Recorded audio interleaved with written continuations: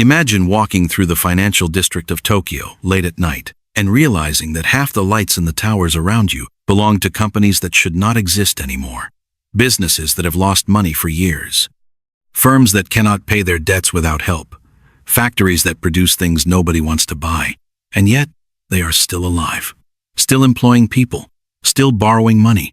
Still listed on the stock exchange. In most countries, these companies would be allowed to fail, to collapse, to disappear, so that new and better businesses could take their place. But in Japan, something strange has happened. The dead refuse to die. Economists call them zombie companies, and Japan protects them. This is the mystery. Japan is famous for discipline, efficiency, and long-term planning. It built some of the most innovative companies on earth. It rebuilt itself from ashes after war. It became the second largest economy in the world. So why would such a country choose to shelter weak, unproductive firms that drain money, block innovation, and slow growth? Why would banks keep lending to businesses that cannot survive on their own? Why would the government quietly encourage this system, even when it knows the damage it causes? The answer is not simple. It is not corruption. It is not incompetence. It is fear. Fear of unemployment. Fear of social collapse. Fear of repeating a disaster so deep that it changed the country forever.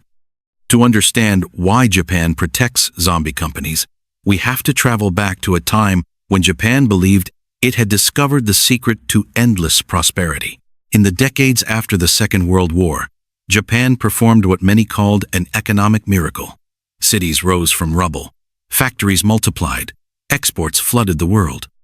By the 1980s, Japanese corporations were buying famous American buildings, studios, and golf courses. At one point, the land under the Imperial Palace in Tokyo was said to be worth more than all the land in California. Banks handed out loans easily. Stock prices climbed every year. Real estate prices seemed to have no ceiling. Japan did not just feel rich, it felt invincible. Behind this miracle was a very special financial system.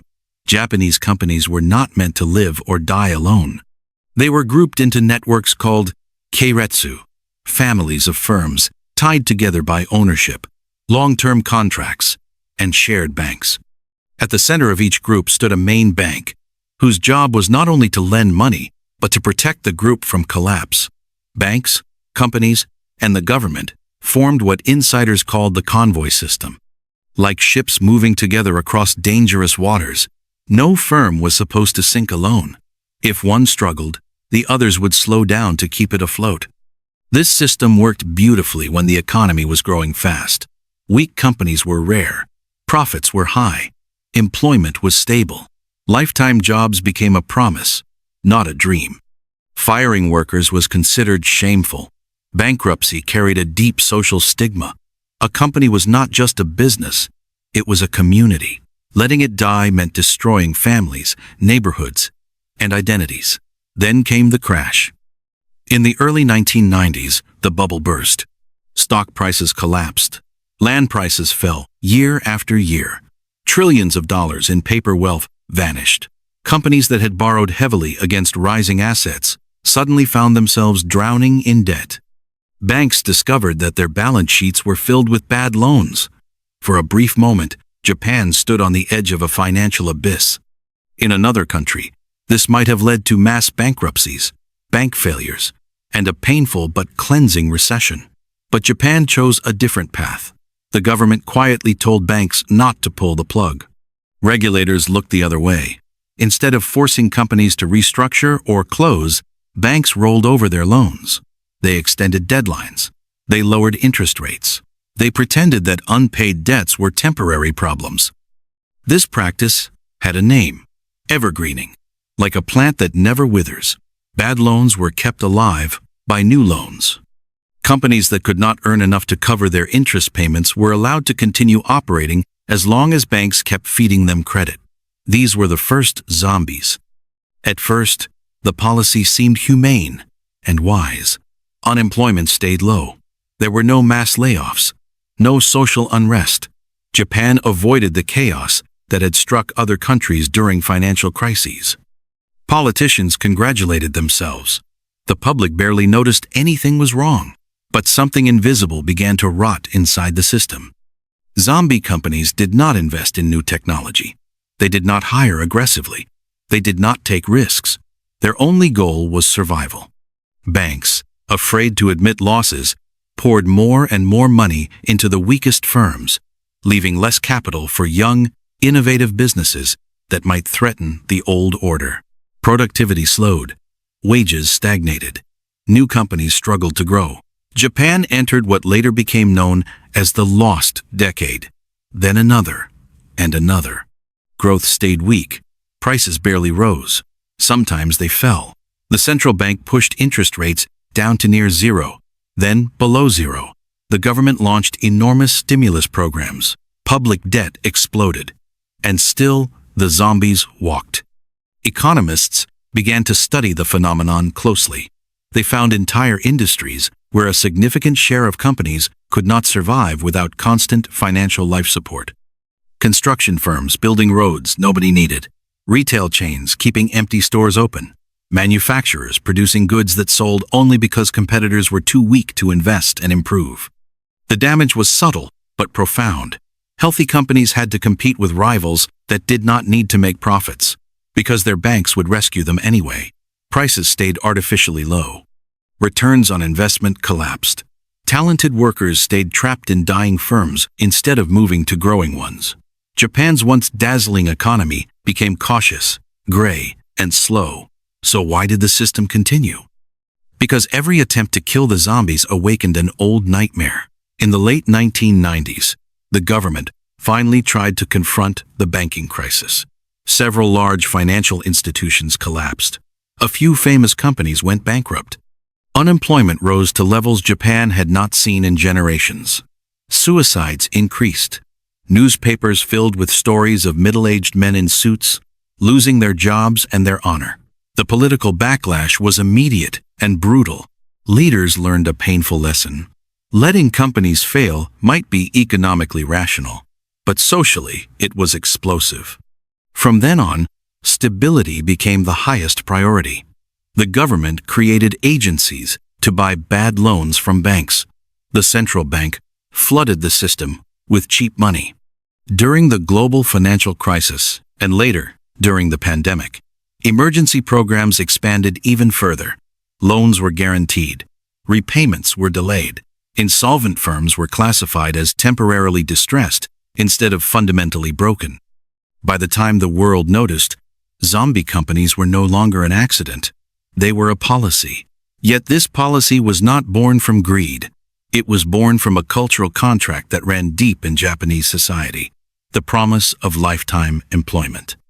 The belief that companies owed loyalty to workers, and workers owed loyalty to companies. The fear that mass failure would tear the social fabric apart. In Japan, bankruptcy is not just an economic event, it is a moral one. Executives who preside over failure often resign in shame. Some apologize publicly. In the past, some even took their own lives. Communities rally to protect local employers because they know what collapse would mean. Empty factories do not just leave unemployment, they leave abandoned towns, broken families, and a sense that the future has been stolen. So the zombies stay alive, not because anyone thinks they are good for growth, but because killing them feels too dangerous. But the cost keeps rising. As Japan's population ages and shrinks, labor becomes scarce. Yet workers remain locked inside unproductive firms. Young entrepreneurs struggle to get funding because banks prefer to support familiar failures instead of risky newcomers. Innovation lags. Digital transformation moves slowly. While other countries race ahead in software, biotechnology, and artificial intelligence, Japan clings to legacy industries that barely survive. Even now, decades after the bubble burst, the shadows remain. Studies estimate that a significant share of Japanese listed companies still earn too little to service their debts without extraordinary support. Many survive only because interest rates remain near zero and banks are encouraged to be patient. Some reforms have tried to change this. Corporate governance codes push companies to improve efficiency. Regulators encourage banks to recognize losses earlier. The government talks about creative destruction and startup ecosystems. A few zombies have finally been laid to rest. But the core dilemma has not gone away. If Japan lets the weak die, it risks unemployment, political revolt, and social trauma. If it keeps them alive, it condemns itself to slow growth, low wages, and declining global influence. This is the trap Japan built for itself when it chose stability over renewal. And now, the world is beginning to follow. After the global financial crisis, many Western countries adopted similar policies: low interest rates, bailouts, loan forbearance. During the pandemic, governments everywhere kept failing firms alive to protect jobs. Zombie companies multiplied across Europe and America. Japan, once an outlier, became a preview of the future. Which brings us back to the mystery. Japan does not protect zombie companies because it believes they are healthy. It protects them because it remembers what happens when they die. In the end, this story leaves us with 3 lessons that reach far beyond Japan. First, financial systems are not just machines. They are moral choices. Every decision to rescue a firm or let it fail reflects what a society fears most and what it is willing to sacrifice. Second, stability has a hidden price. By preventing collapse, Japan avoided chaos, but it also postponed renewal. Economies that never allow failure slowly lose the ability to grow. Third, the hardest reforms are not technical, but human. Closing a company is easy on paper. Destroying a lifetime of work, identity, and dignity is not. So here is the warning. An economy can survive for a long time with zombies. It cannot thrive. At some point, every society must choose between protecting the past and making room for the future. Japan has delayed that choice for more than a generation. The question is not whether the reckoning will come, but when and how painful it will be. And perhaps the deeper question is this: if your country faced the same crisis, would you really choose differently? If this story helped you see the hidden forces shaping modern economies, consider subscribing to the channel, sharing this video, and joining the conversation in the comments. Because the next financial mystery may already be walking among us, and the sooner we understand it, the better prepared we will be when it finally refuses to stay dead.